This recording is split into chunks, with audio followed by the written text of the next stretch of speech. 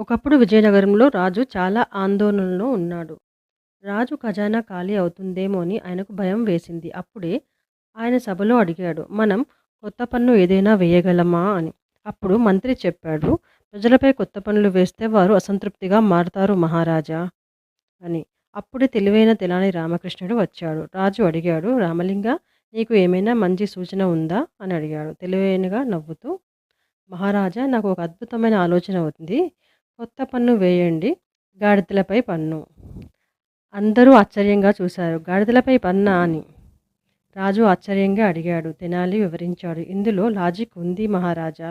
ఎవరి ఇంట్లో గాడిదలు ఉంటాయో వారు ఏదో ఒక పని చేస్తూ ఉంటారు. అంటే వారికి ఆదాయం ఉంది. అలాంటి వారిపై చిన్న పన్ను వేస్తే ప్రభుత్వానికి కొంత ఆదాయం వస్తుంది కదా! అంతేకాక గాడిదలు ఉన్నవారు వాటిని దాచేందుకు ప్రయత్నిస్తారు. అప్పుడు గాడిదలు దాచిన వారిపై మరో జరిమానా వేయొచ్చు. రాజు హృదయపూర్వకంగా నవ్వాడు. తెనాలి చెప్పినట్లుగానే కొంత ఆదాయం ప్రజల నుంచి రావడం మొదలైంది.